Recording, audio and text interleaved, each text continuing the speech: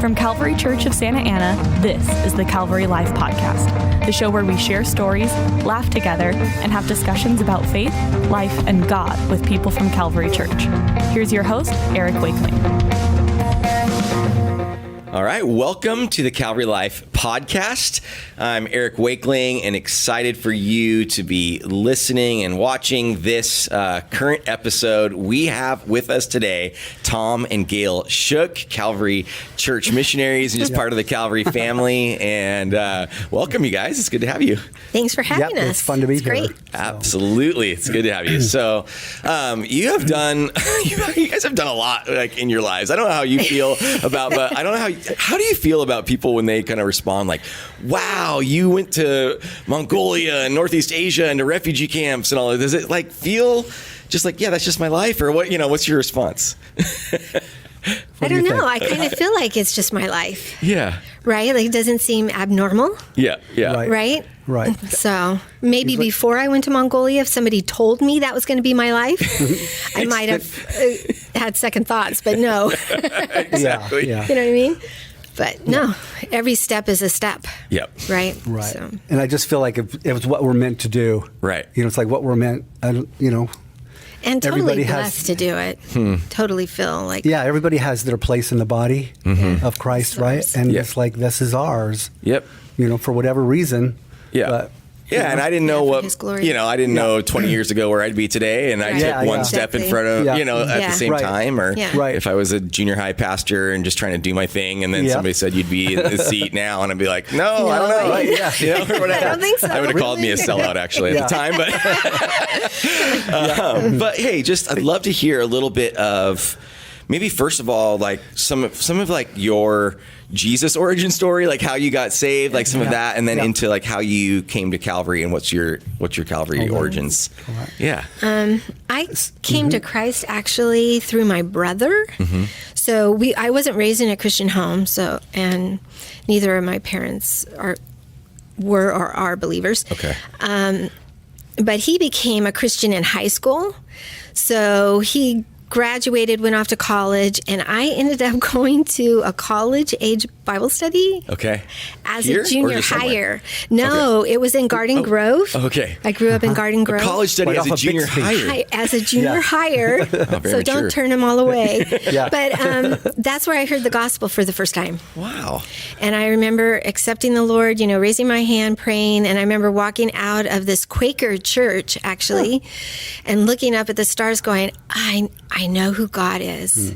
Wow. And that really was the beginning of my journey.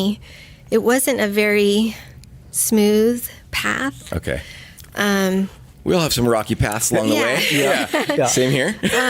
Oh, yeah. My mom really struggled with mental illness. Okay.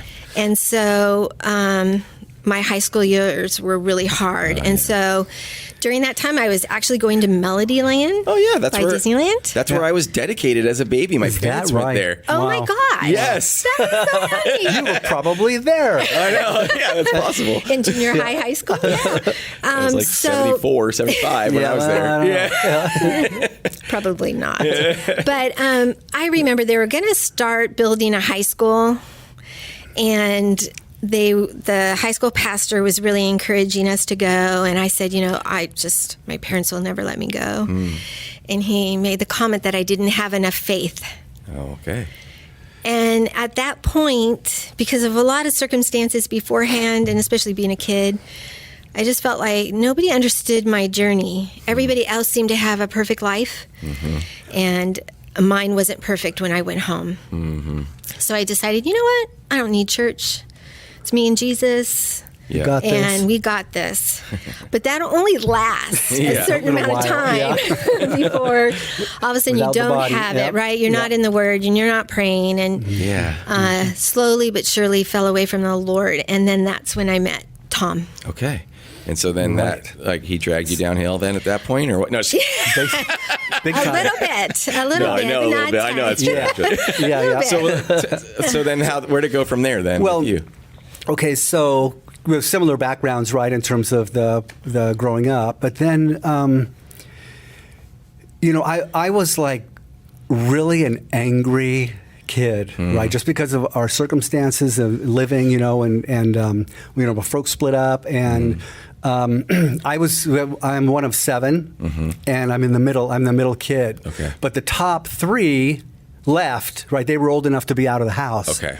So I was the oldest at the time when all of it was kind of going down or whatever, Okay. And this is like high school time that you're talking about? Yeah, little high school, Okay. beginning of high school. Yeah. So, and then basically, it just set me on a trajectory where I was just really, really mad about everything, and so what I did is when I graduated high school, and they basically let me graduate because I didn't care about school, right? Yeah. I hated all the teachers. I didn't, I was that kid that was always by the door. Yeah. And scooting out the back and all that kind of stuff, right? So But they were kind of like, just let's get him out of here. Let's let him. yeah, that's it, right? Let's let him So I graduate. did that ROP stuff, where you go to I went to another elementary school, and I worked as a teacher's aide. Okay. And that's how they got me enough credits to get me out, kind of, to let me graduate high school. So I graduated. Okay. So, but then I took a trip to Europe. So in those days, people were doing these backpack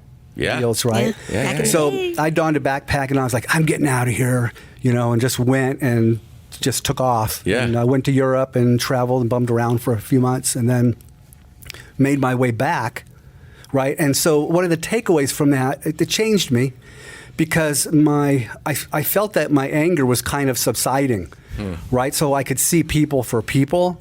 Not everybody was an enemy or something. Right. And then I went to a party, Yep. right? So I went to this party, and it was a regular party, and they were playing pool. Yeah, and then I met Gayle there at that party. Yes, okay. Right, and so she came on to me. We're playing pool. I have no idea what's going on. Yeah. Because I'm just stupid. He's never had a girlfriend before. So, yeah. So great. and then from there we just kind of really hit it off, and we just kind of had the same, ideas and thoughts, and so we just got together, right? Yeah. So that was our first date was in November, and we went to see a Police concert. Oh, yeah. Wow. And so Tom's hair was really long, and he wore an earring. He had an earring then. Back then, when you weren't supposed to. And and I remember telling my dad, "Do not say anything about his earring when he comes and picks me up." Yeah.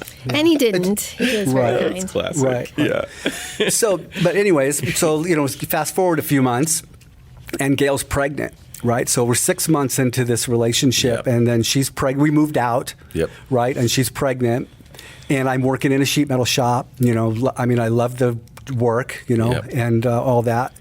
But now we're going to have a baby, right? So we're like, This is okay, serious, right? I Yeah. guess we better just go to Vegas, and we just get married, right? So we got in our I borrowed my sister's VW Bug.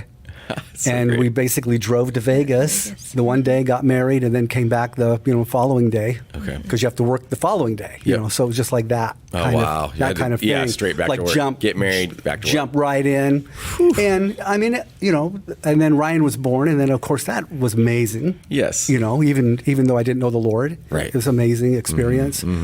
And but then 6 months later, after he was born, right? Then she's pregnant again, right? So now we have 2 kids, Joy and Ryan. Yeah. We're little And pups. and this thing in the back of my mind is like, you have to get out of here, right? Because Out of this whole I just got to okay. run and do Yeah, something. oh, right? okay. I gotta basically get out of here because I cannot. This is too much. It's just too much, right? Yeah. 21 and 2 kids and just not really knowing what to do, right? Yeah. So, and the examples I had, right, was my dad bailed, and so it's like, hey, let's just get out of here. Yep. And then, Can I mention? Yeah, just go about ahead. My brother. So what happened when I had to call my mom and tell her I was pregnant? We were getting married the next day because we were Right. going to take off and go to Las Vegas. She was really mad at me because she wanted me to have a wedding. She didn't care that I was pregnant. Just Right. that. But I'm like, I'm not having a wedding. More And- what she lost than what you were, Yeah, exactly. Yeah. But in that process, I had been with some Christians that were really negative about the fact that I found myself unwed and married, which obviously pregnant. Unmarried. Yeah, unwed and unmarried. That's fine. I didn't hear it either. No, unwed and pregnant. There you go. Yes. Okay. Yes. Obviously not a good thing. But I remember at the time feeling like, okay, I'm going to have this baby. So why are we so mad at me? Like, I already know I was wrong. Like, you don't have to convince me. I already knew I was wrong. But my mom, after I told her, said, well, you have to talk to your brother. Because he's the only Christian in the family. Okay. She knew I had become a Christian, so this is going to be shameful for me. Gotcha. To talk, this is punitive. Yes, to my brother. Yeah. So I just remember calling my brother and saying, Mark, I just wanted you to know that I'm pregnant. And he said, praise the Lord, a new life. And that just rang in my ears. It's like, that's what I needed. Like, because I already knew I was wrong. So I just needed that affirmation. And my brother was that continually. And so after Joy Lynn, well, actually, it was when I was pregnant with Joy Lynn, he started taking us to churches. He's like, if I don't do something, he's going to try to help us or something. But Tom's hair was still long, so it's like, where do you go? Right? So his church is different then, right? Yeah, a bit different. So it's like he took us to a Baptist church, and he took us to a Lutheran church, or several different denominations. It was several different places, right? And I'm just like, what is this? This is weird. I don't need this. I need this. Like, I need a hole in my head. Right. Right. So there's this battle now raging in me, right? So here's the thing: is that his life. The thing about a believer, right, is that there's something that's so attractive because there's this sense of peace, not perfection, but just a sense of peace that they have that the world doesn't really know about, right? So you look on that and you're like, how do they get that? Why I'm so angry inside at my stupid decisions and my mistakes and my just people and everything. Yeah. But how can that guy just kind of get up every day, go do work, and come home, enjoy his family, and Right. And I know he wasn't perfect, but at that time, it was just like something's there. So that was attractive to me, right? So that's why I was kept in the game. Okay. And I would go along with him and go to the church because there was that little bit of, wow, there's something about this Jesus, this Christianity. I can't put my finger on it yet, but there was something there that. Isn't that just my constant prayer, like, Lord, please make me like that? Yeah. And he was. We ended up at Calvary Chapel Downey. Okay. And for the next 2 years, we were in battle. Just war. War it was between the two like, of us. man, we'd wake up and, we would just go at it because of the, it's like, it just took me 2 years. To come to faith, right? Yeah. Of just going to church off and on. Okay. I wasn't very good. We'd argue every Sunday morning about if we were going to go to church or not go to church. Right. And probably we went about half the time, I would say. But I was the awful woman who left a track on the toilet, I remember arguing with them in a drive-in movie with our 2 kids in the back sleeping. And I'm like, why don't you want to become a Christian? Like, why don't you just give it up? And he's like, because I know God will send me to Africa. I'm like, he's not going to send you to Africa. Get real. This is us. Yeah. So I wasn't that gentle and quiet spirit that Sarah was. Okay. Yeah. But God is merciful, There you go. right? That, He takes into account your own anxieties and personality. And For sure. Right. Yeah. So then basically 2 years in and out, going to church, but, things started to sink in, right? Okay. And then it was Easter Sunday, sunrise service at Cerritos Stadium. Nice. Right? You did an annual sunrise service. Yep. So I was there. We had Ryan and Joy in feety pajamas, and the Lord, clearly, he said, he wanted me to go down and make a commitment to follow him. And then I stood up and I was like, I'm going to go down there. If you go down with me, I'll go down there. and I'll accept Christ. Well, he said, I'm going to go down there. Come on. And I'm like, I don't want to go She's down like, there. I'm not going down there. I don't want She's everyone too to look scared. at me. Too scary. In front of all these people, yeah. And he said, if you don't go, I'm not going. If you don't go, I'm not going. Okay. So she's like, ding, she stood up. I'm We all went down there as a family and accepted Christ there. Yeah. Yeah. And that was, I've shared a lot here at Calvary, so it's not something necessarily new, but it really was for me an incredible time to see my husband close his eyes one man and open them up another. Yeah, it's a miracle. Because I felt loved for the very first time Oh, really? Yeah. in our relationship. Yeah, it's everything So changed. Everything changed. Everything so. changed. Yeah. So Beautiful, like testimony to Yeah. like the Holy Spirit, right? Like, who God Yeah. is. That's incredible. Right. Wow. His mercy, Yeah. for sure, yeah. Yeah. in our life. So. Okay, but so then you said, Lord, just I'm not going to do this because you're going to send me to Africa. Right. And he didn't send you to Africa, I guess, right? But, No, he didn't.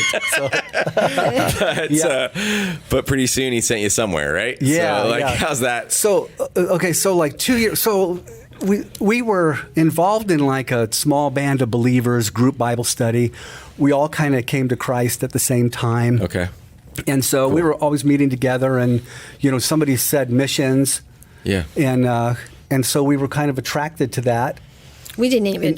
Somebody said missionary, and I didn't know what a missionary was. We weren't sure what it meant. All we knew, was that it was something. Yeah, but everybody in this small group in particular had like a vision for their life. Yeah. Like something that they felt like, oh, God wants wanted me to go do in this this, or wants me to do direction. that. And we were like, oh, we don't really, We're not really sure. we're not really But- sure. Never thought about it. But did it make you think about it, Oh, yeah. because of that? Oh Yeah, it did. yeah, Okay, cool. And then the Keith Green video, right, was probably Right. a real turning point. It was a New Year's Eve, and Yeah. we saw the memorial video that he did, and he didn't do, but his wife did. And at the end, she says, don't pray to be a missionary, just pray to be willing to go anywhere and do anything. So that seemed to us at the time like that's a doable goal, that's a doable goal. Yeah. We can pray every day right? for that. We can Yeah. just pray. Yeah. Lord will be willing to do whatever He wants Wow. to do. I can just I can still hear Keith Green making me feel guilty, saying, Yeah. I don't need your money, I want your life. Right. You know? Right. Like, Totally, right? Exactly. So we're out of that. Yeah. but inspiring. But That's like, Yeah. oh yeah, oh yeah, yeah. He wanted all of it. Definitely. That's cool. Yeah. Okay. So we watched that video, we started praying, and just how the Lord orchestrates events at Downey. I mean, we were there every single day. Anytime the church was open, we were there. Okay. And then we were serving on Sunday. And so the children's pastor at the time his heart was really for missions. So we talked to him about the video, all this kind of stuff. And he goes, you know what? I think you guys should go to this missions prayer meeting. And so we went, and somebody gave us Operation World. Oh, yeah. And so we thought... Explain what that is real quick. Operation World is a book that goes through every country in the world and gives stats on Christianity, on whatever religious situation. Cultural stuff. Yeah. Culture. People who are working there, not working, kind of that kind of stuff. So we got it, that sounds good. Let's start using that as we're praying to go anywhere and do anything. We did get to Mongolia, and there was no Bible and no Christian witness. Communist, Right. because it was At the time. a part of the Soviet Union. Right. The next day, I think, was Morocco. I just went on, and Tom stayed. Got stuck. Got stuck on Got Mongolia. stuck right there. Okay. So, and really, it was, the sense that I just could not handle the idea that they didn't have the gospel, right? Yeah. So, like, he changed me completely, right? And I'm like, people got to know. Yeah. They need to know about this, Yeah, right? So, and what can we do? What can we do? And it was like Mongolia was like, those people need to know about Jesus, and somebody's got to go do it. Yep. So let's go do it, And that's kind of where it just got stuck. And So he took me to a map at church at Calvary Downey. We had an international student, and it was a goodbye party. And he goes, Gayle, I know where God wants us to go. I'm like, okay, we'll go to the map. By this time, I've got 3 kids. James is on my hip. Yeah. Right? Yeah. And he goes, he wants us to go here. And he points to Mongolia. And me being such a God-fearing woman said, "Are you crazy?" I was just like... I mean, it's a place of jokes. Like, you joke to say send someone to Mongolia. Yeah, and just where it's at. I mean, Yeah. it's below Russia and above China. Yeah. Like, where do people hate America, at the time, right? Yeah. So I was kind of being not very nice, but I'm like, what are you going to do? Parachute us in? And Tom said, hey, Gayle, if God's calling us, it's up to him to get us there. Yeah. We just have to be willing. And that kind of changed. Yeah. I never thought we would get there, though. Yeah. Ever Okay. thought we would Yeah. ever get there. But As you're holding your baby. As we're, yeah. yeah. So then, we go to the church, right? And we're like, hey, God wants us to go to Mongolia. Yeah. And they're like, no, I don't think so. That's not on our vision list or That's whatever. not going to happen. Yeah. And I think at that time the Calvary chapels were mainly, they were mainly local. Oh, yeah. They did a little bit of missions, but they really were not global in that the way they, it Are is now, now. yeah. Or whatever, So we're like, well, what are we going to do? Because the Lord's calling us to go to Mongolia. And then that's when, through homeschooling relationship. Yeah, there was a gal who was attending here. Okay. And so she was a friend, and we were homeschooling, and I was telling her the situation. And she's like, Gayle, you got to come to my church. There's missionaries all over the place, And I'm like, okay. So he came down as when David Hawking was the pastor. And so we started coming on Sunday nights to... Don Richardson? Don did Richardson, evangelism thing. Yeah. And so that was really our introduction into Calvary. Is that like the evangelism explosion kind of stuff? Yeah, kind of. It's basically that version, or a different version of that basic thing. Yeah, that's right. probably not exactly that, but something similar. Yeah. But and then so we decided to attend and applied to become a member. And the first person to visit us was Fred Morse. Oh, yeah. That's and great. that man has been he's amazing. Just walked through a lot of fire with us and has really been an encouragement. And if you need an example of how to share the gospel, as a young believer that's motivated but maybe isn't trained or whatever, I don't know. Yeah. I always say he has like this lasso for people into heaven. Like he just kind of Well, and his sometimes God on their is deathbed. big. His God is big. Yeah, so that's right. Yeah. Where He serves a big God. Where we could go and say, okay, we have no education. Right. We have 3 children. Yeah. And God is calling us to Mongolia.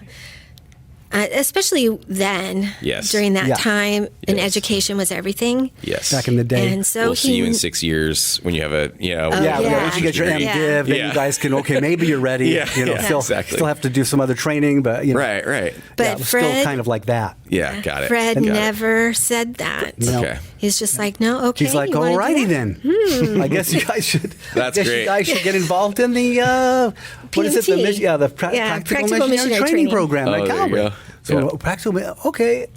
And so that's what we did. We just did that. That's we cool. did get 2 years of the Bible.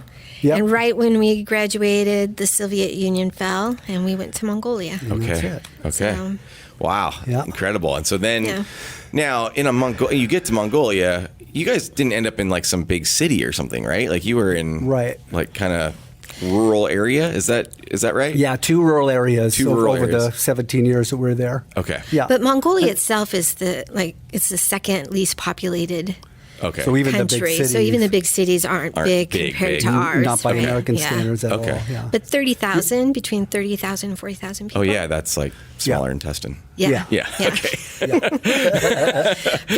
Very rural. Yeah, rural with cows and sheep all that kind and of good goats, stuff. And we had no electricity for most of the time and no running water. Okay. So that's amazing. Yeah.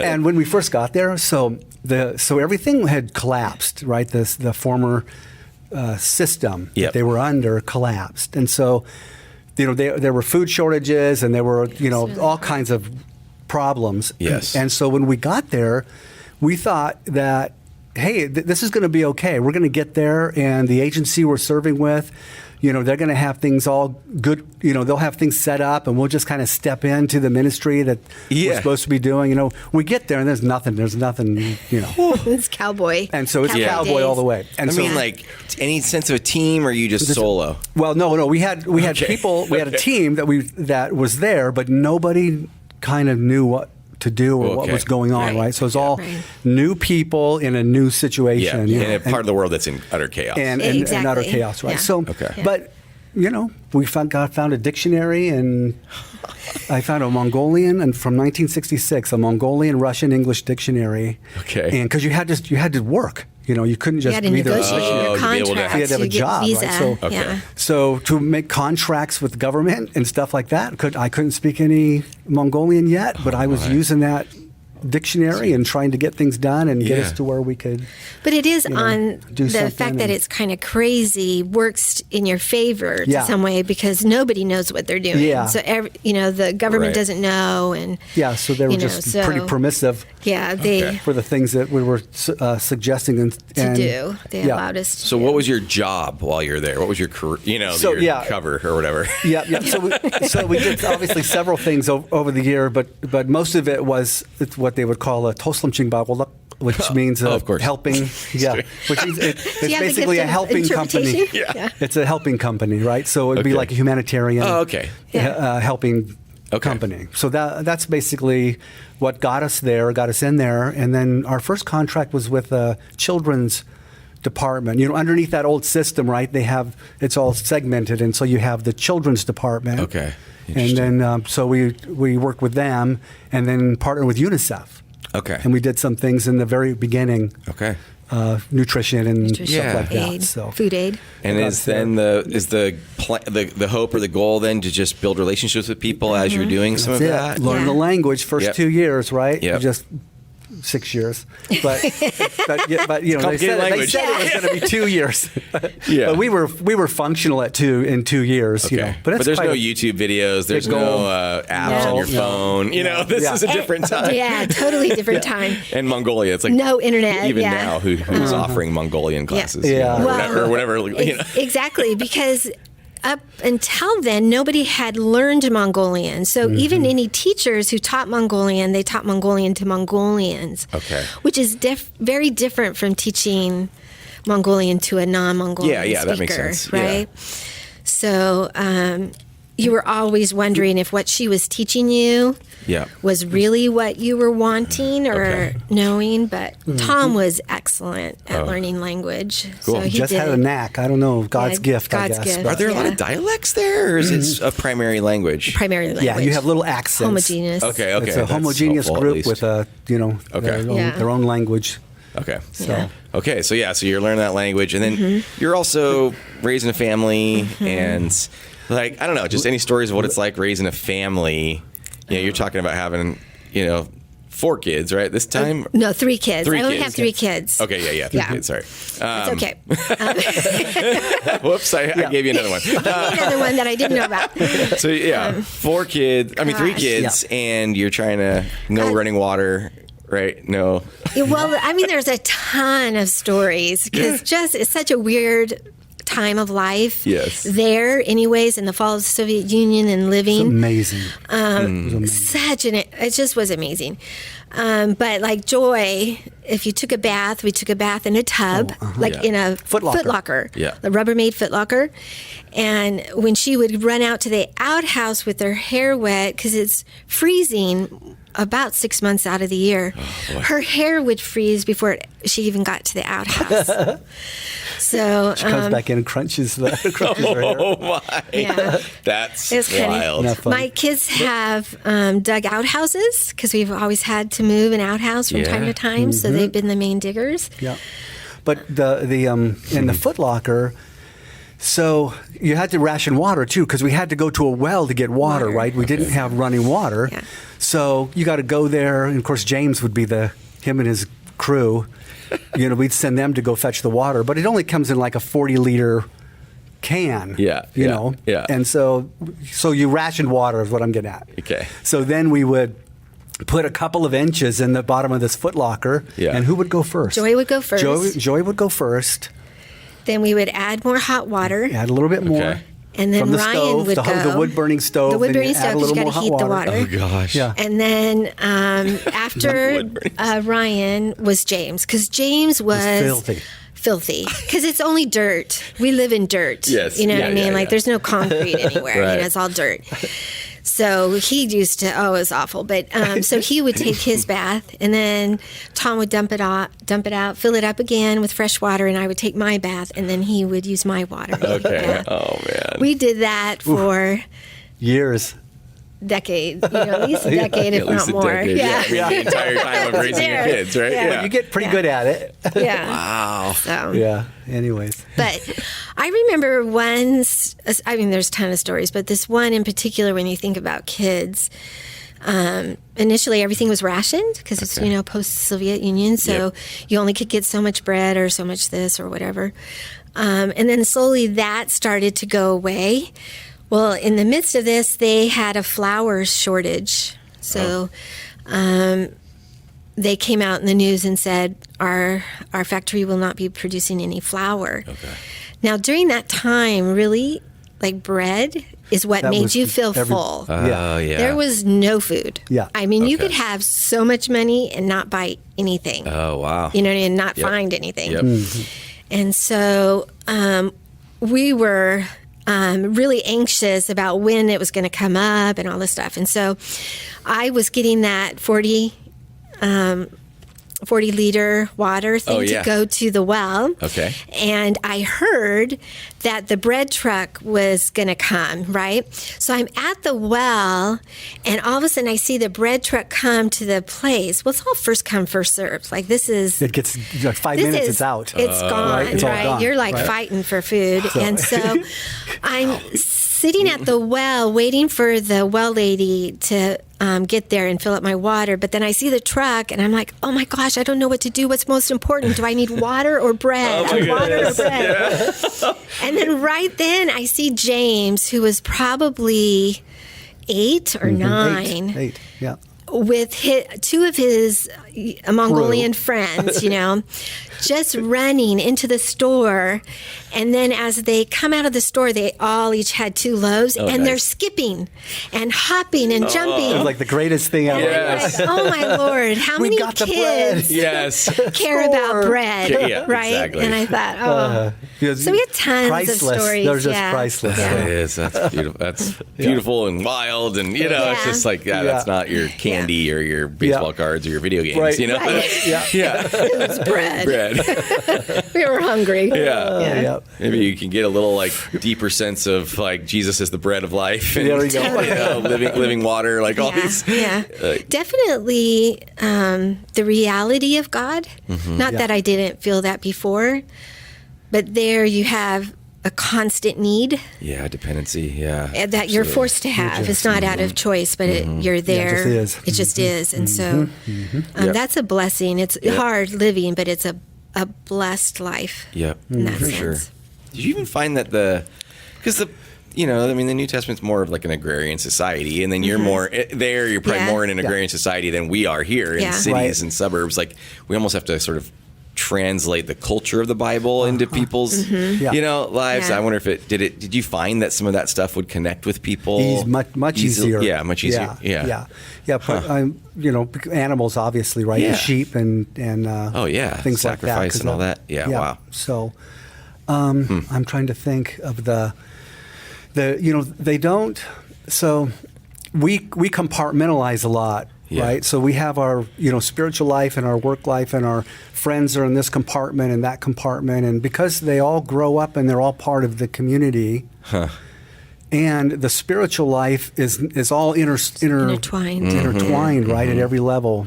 So, so it's easier for them to make certain jumps that we have to try to, do mental gymnastics to try to make it fit or whatever, or it comes natural. Yeah.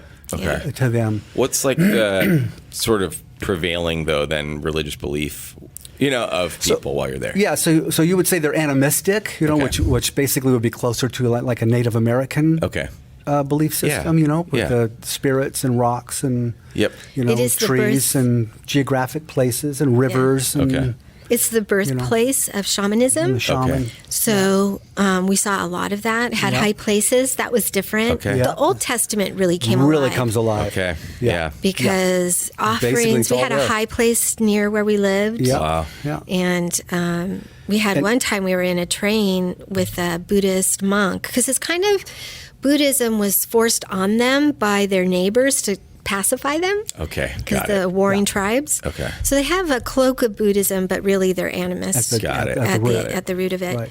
And this poor man, the whole night, it was an overnight train, was crying throughout his sleep. He was moaning. It was, I prayed the whole time, because we're, in the small compartment, because the reality of spiritual Evil forces is just became really real there. It's You right saw there. it very Wow. evident. right and- below the surface. Yeah. Yeah.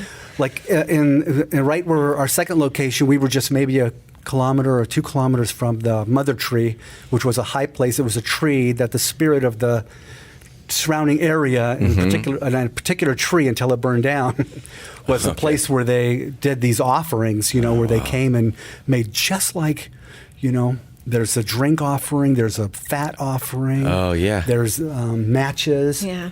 Match offering. Anything that you want healed, you would bring that piece of clothing Right. to put on the tree. Yep, crutches. Crutches, and you yeah, do just it and, anything. Okay. And then Yeah. you just basically prostrate yourself in front of the spirit there. Okay. And either around. and then cursing. There's a. Oh, you're cursing your enemies. Yeah, kind of you thing? could do all Okay. that. Yeah. You could get for good or for bad. It just Right. depends on what your needs were. Right. So. But again, because everything had because fire is so important in Mongolia, because it's so cold all the Yeah, time, yeah. you die without fire. They believe that there's a god in their fireplace, or in their. It's not a fireplace; it's a stove. Right. And so you have rules about what you can put in there, or you'll get mad, or they'll get mad, or if Spirits a will get piece mad at of you. wood falls out, how it falls. If you go to the Buddhist monk, they'll tell you what that means. Okay. So every part of life has some sort of connection to the spirit. But God isn't personal. It's just a conglomeration of spirits that are in the area. So, Yeah. but even here, just recently, a couple of my grandkids were given some stones from somebody for. The people gave it for good intention, because my grandson was having some night terrors, and they said, "Oh, just put this underneath your pillow." And I was like, "Okay, We don't- I we won't. don't like that. I can't. Yeah, I yeah. can't have that in my No, house. no, I've been in too many places Yes. where Maybe the power to reality- the sun, but not to us. right, Right. No, absolutely. Absolutely. just the reality of Yeah. the evil one. And I'm sure then that's such a demonic stronghold essentially there. Right. And then trying to do ministry, I'm sure has a lot Right. of opposition. Yeah. While you're there, is my hunch. Yeah, yeah. Yeah. I feel like for myself, I learned to appreciate Yeah. some of it, because my mom died Okay. when I was in Mongolia, and I realized she didn't know the Lord. Mm-hmm. And for the first time, all of the ceremonies that Mongols do when they lose a loved one, I totally understood. Because when you have no hope over somebody who you love and where they are, if I could sit and feed dogs for 2 weeks and that guaranteed my mom a good place, Right. I would do In it. a second, you do And it. Yep. so Yep. I feel like it really helped us. It solidified our own faith, but also gave us a lot of empathy for people who don't have that, and not think that their patterns or their traditions are foolish, Right. as Right. much Yeah. as they do serve a purpose. And Yeah. if we didn't Yeah. have the Yeah. Lord, Yeah. Yeah, that makes sense. I've even had conversations with people, and we have these things about baptism and what does baptism do, and Yeah. infant baptism. And I've tried to hey, we don't do infant baptism, but understand those that do, Yeah. that's their child's salvation they're Sure. talking about. Of Right, course, if that's exactly. what they believe is going to happen with that, then we're doing it. Right, It's exactly. it's a similar kind of a thing. Right. Yeah. Right. So it's understand the heart and the intent there, even if There we you might go. not agree with it. Yeah. But let's Exactly. let's approach them with that kind of I don't know, love and understanding. Exactly, because then it gives way to opportunities to share Christ, right? Exactly. Just naturally, because they're interested, because you're not condemning them. Yeah, yeah. Right. So, Or trying to correct. correct, Be the corrector. Exactly. It's like, that's not my place. I just want them to know about Jesus. Yeah. And that's like, you didn't need people being your corrector when you were pregnant, right? Exactly. It's like, you just need people to show you the love of Christ. Yeah, Exactly. yeah, just help us walk and, yeah. Okay, so, I mean, it's hard. It's like, we can keep talking about a 17-year period probably for a long time. For a long time. But eventually, you come back to the States. I mean, when I came to Calvary, it was like when at least I met the boys more when they were in college and like serving here in student ministries and stuff like that. Yeah. And so you'd come back. Right. Or I guess you guys were still there for some of that time, right? Yeah. And, okay. Sorry. I'm College years, so they came back here, and we'd kind of come and go. Okay. Yeah. A little bit. That's right. So we came back in 2009 from Mongolia. When we finished our work. Yeah. Okay. And so then you're having to, I mean, that's such a big, significant work and a long period of your life. It's like, I don't know, that feels like almost like a lot of people, like somebody that's been in a career that's like a law enforcement or something where they have an early retirement. Or, And like, so it's almost, and I know you're not retired, but you're kind of like, you're here. You're like, okay, this work is done, but like, now what, Lord, right? Like, so how did you get from there to the next stage that you had with Northeast Asia? So what happened, so when our work finished in Mongolia, right, so we came off the field and we were pretty tired. Yeah. Right? We had devoted ourselves to that work and privileged to see the churches planted and, to be part of that, to be witnesses to that. Yeah. And used a little bit maybe, but that finished, we came home, we were wiped out, and I was basically done. Yeah. Right? So I was like, Lord, I'm done. And done, we mean with missions. Is that what you mean? Just like, get somebody else. Yeah. Gotcha. And well, the other thing too was that this is maybe a little too much information, but the thing is that as missions has evolved, right? Yeah. So we went out under the old school, go there, and if you die there, you die. It's okay, and you just go. And you're poor. And you're poor, and it's a vow of poverty and all that, right? Yeah. So then, after a while, people started to come to the field. Okay. In the 90s and the early 2000s, right? And they're like, I got a 401k, got a house, I got all the stuff, and so basically, I just told the Lord, I said, you kind of owe me. Right? I wish I didn't. I mean, but that's the truth. Yeah. Is that I was like, I went there, I did what you asked me to do, right? I was faithful. Now I want a house. Yeah. Right? Yeah. So I want running water. Yeah. So you're so selfish. Yeah. Just like totally. I know you felt selfish about saying that. But if you look back, right, it's like I was in my 40s. You have the the kind of a midlife kind of reevaluation. So there's other things that are going on too, right? But I was like, hey, I'm going to do this. So. Right around the same time, I knew the Lord was calling us to Northeast Asia. Okay. Right, but I'm like, I'm not doing it. Right, so I just said I'm going to get a house, and so we did, and I just pushed it. The sheer force of my own will or whatever, and God, I think, just permitted me to be able to do that, to run out of rope or whatever. And so we got a house, and I took on a leadership role with the agency. And, in the back of my mind, not wanting to do it, but knowing that I got to do it. Yeah. Right? So then what happened is that, how many years were we in? A couple years in to the house, right? But it's empty, right? In the sense that it didn't solve anything. Okay. Right? It feels empty. It feels right? empty. Yeah, it just feels empty. Okay. So it didn't solve anything. Yeah. And you know deep down that you have more to do. Yeah. And that He wants you to do something. So so it's like I gave in. Yeah. And And then something we said when we were finishing to get ready to go back overseas is that in walking with the Lord, up until that time, I've never felt what it's like to have the wind in your sails.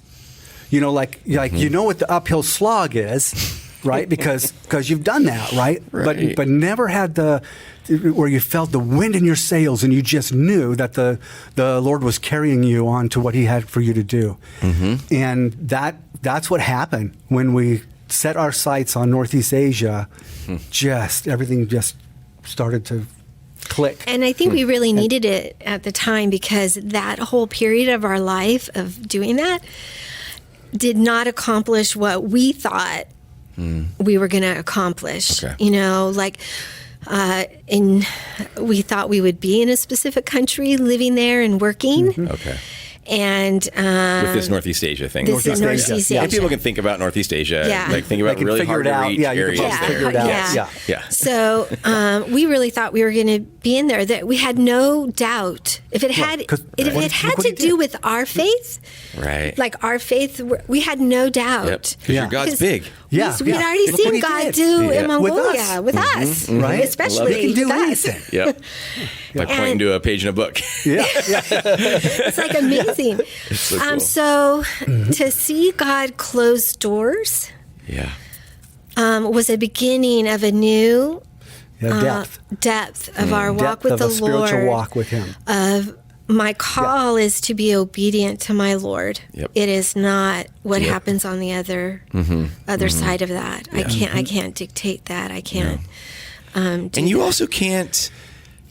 I know it's very easy, I think, for all of us to minimize the work that we do. You know, and so even things like prayer, like intentional prayer walking in certain areas, I know that you've done. Right.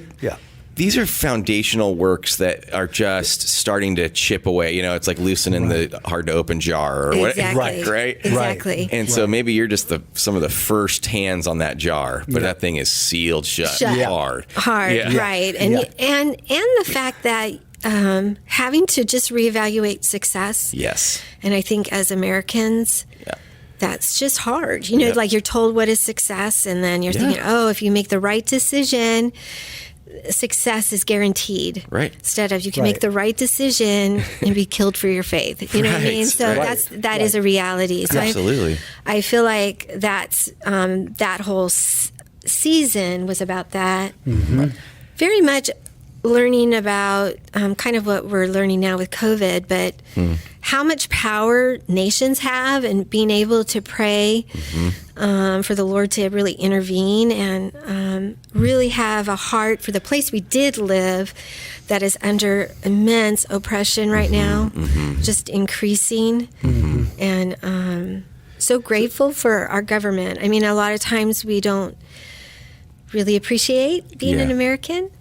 But we're all pretty fortunate. We're all pretty fortunate to be here, even with our even warts with our problems. And problems. It's pretty neat, totally. Yeah, that thing with the success, like I think a lot of people even listening, it's, you know, because maybe they're not going to Mongolia or to Northeast Asia, but like, even like I think everybody wants to have even this sort of ministry success versus life success, or money or something. I'm not talking about that, but like I mean, I feel that way as a pastor. Like we want to do well here at Calvary, and then we can think like, well, we did all this stuff for Easter, and we didn't have 1,000 extra people come and get saved, you know. And like I think because we didn't have 1,000 extra people come and get saved, it was a failure, you know, or whatever. And it's like sometimes it's hard not to have your head in that space, and then you're saying, Lord, like, hey, then what are you doing, right? Or why, or what is it you're forming in me and in these people? And anyway, it's... There's such a deeper sense of God wanting a relationship with us. And so that need to cultivate being able to hear and to trust. Like, okay, Lord, I haven't heard completely which way or not, but if you want us to walk this way, we'll continue in it. Shut the door. And then learning to be content in the shutting of the door. Because that was really very hard for me, because I would be where we wanted to be. You know what I mean? Like that. And we don't rest real well. Okay. You know, I think that's something we've learned. That's we've learned true. too, is that you know, it's okay to slow down a little bit. Yeah. That's what I was wondering, if that sort of little 2 years where you felt greedy or whatever, if that was just rest for you, though. Yeah. It was like, I think so. I think it was God's grace. Yeah. You know, His mercy. And He's so good. Yeah. I liken it to walk. So I feel like what I did is I walked down this mountain, and then I set whatever it was on the, you know, the ministry part of my life, and I set that down, and I walked this valley floor with Him, right? And He was so gentle through that 2-year period, right? It was just gentle, waiting. You know, he waited for me. Yeah, right? that's sweet. I just amazing. And then when we, you know, when I repented and we started to go for it, you know, it's just really cool. That feels like I fatherly, love the Lord so much. like good fatherly love, He's right? just The so way it's- good. Yeah. He's just so good to us. Yeah. He's so Especially good when to you us. know you're being a twit. Yeah. Right? Right. And you know that He really could lay the, you know, Yeah. down. Yeah. He does, Right. you know, He doesn't always do that. I mean, sometimes Yeah. He does, Yeah. but Yeah. Sure. yeah. but- disciplines those He loves. Yeah. Yeah. But, you know, But we He was can't- gentle that time. We came back. I wanted to say this to you because we came back for a home assignment because we weren't sure what was going to happen in the country we wanted to go to, and the country we're currently in was just really crazy. So we thought, let's take a year home assignment because we hadn't done that for quite a while, for probably 10 years. Oh, wow. Okay. To be home for a Extended year, period. extended period of time. Okay. Came home for grandbabies being born. That was it. Just quick, in and out. And so we were in the service, and you were preaching. It was something on generosity, and to be honest, I can't totally remember Me what neither. you Don't worry. said. Yeah. That's right. I forgot about that. But I was praying. You were leading us through a time of prayer about being generous, sacrificing, and so I was asking the Lord, okay, Lord, what is it that you want me to sacrifice? And clear as day, He said, would you be willing to stay? And literally the first thing out of my mouth is like, are you kidding me? Really? Like, at this point in my life when all I wanted to do was go, you are now saying that you want me to stay? Like, there were times I begged Him to say that, you know? Sure. And so it's been a new season for us looking at it going, okay, Lord, you know, we'll be obedient to what you have for us, and then what does that look like? Yeah. So Okay, that's good. I mean, I think that's all. Like, it's pretty interesting for for non-missionary people listening to this. Yeah. And hearing you hear like God saying "stay" was as hard for you as God saying "go" might sound to them. Somebody else. you know, or whatever. Yes. So, and that's obedience, though, Right. is listening to whatever it is that He says. Well, and growth comes out of, you know what I mean? At least for me. Adversity. You don't have that, adversity. you know. Exactly. Right? Yeah, that's where our growth comes Yep. in. Yep. Right? We don't grow when everything's going super Nobody perfect. arrives, Yeah. right? We're always growing or always being pushed, and God always knows where we need to be Right. challenged. So. Well, and it sounds like God then said, okay, here's another area that's like really easy and non-challenging for you to, as I say sarcastically, but as people at Calvary probably know, if they were tuned into the live stream or whatever, they're like last couple weeks ago or a few weeks ago, maybe when this actually airs, but they heard you talking about refugees and a ministry to refugees is kind of this next phase for you guys. And so a little bit, maybe just kind of more briefly, but of just how did that then, like, how did that get on your heart? How did that strike you? Right. So the country that we were, going into in Northeast Asia, they do have, defectors or refugees. Right. So we thought, since we cannot go in there, let's start to work with that group of people that are living outside. Okay. So we tried to get involved with that, but what we found out was that there aren't that many. Okay. And they've all been out for quite a while. So they have other people that are already working with them and all of that, right? So there was really nothing for us to do. Okay. But at the same time, we're like, well, refugees, right? Like, so that it opened our eyes to it, right? And then, we thought, well, I don't know, we'll go into the part where they did the test, but we thought that something might happen and that there would be a need for people to be there, In refugee right? That there might be an camps. overflow of people okay. movement that would come across, right? Yes. And so we thought, well, maybe we could get some. Be in a come up to surrounding speed. country and be Right. ready and waiting. Get up to speed on what that would look And like, get some then, experience. Yep. and then Yep. little by little, it just kind of evaporated that whole tense situation. Okay. But the refugee thing was in our mind, on our heart, Yeah. right? And then we were here. We just got home, and Aaron and Tim and the guys were thinking about going to Lesbos, Greece, Yeah. Yes. right, to Yes. work in Camp Moria, which is a refugee camp there. Yep. And we just said, "Can we go?" You know, okay, It was our first short term. The first, yeah. That's so funny. Yeah, we've done a lot of long-term stuff. Yeah, exactly. Very, exactly. very Short term. Yeah, you hosted some short-termers. Yeah.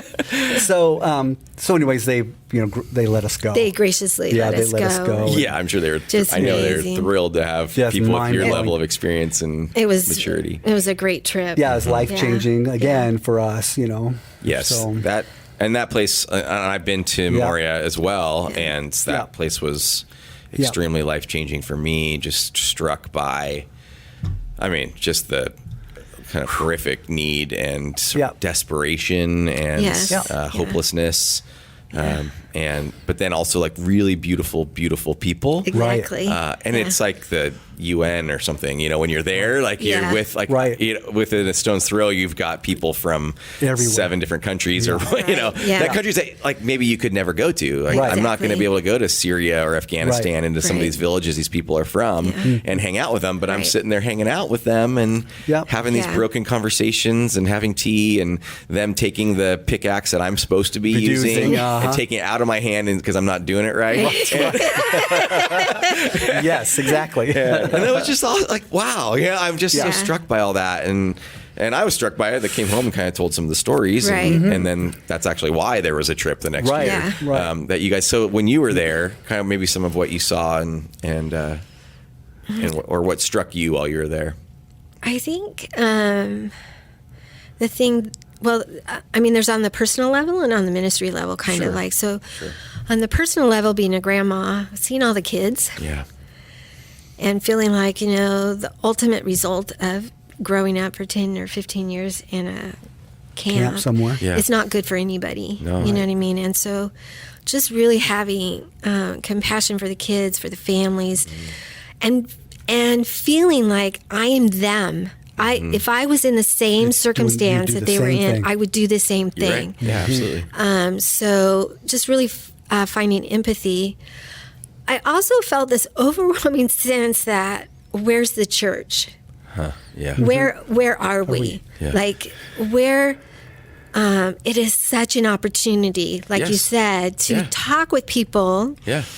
that you would never be able to talk to, Right. but be that first face of a Christian Yes. that they see may their have whole life. never Because met. they're never seeing Christians, right? Exactly. Yeah. And to be able to love them and to be kind and to be thoughtful and Be his hands and feet. yeah, I just thought this is so needed in my life, but in our church family's lives, Yes. right? Right.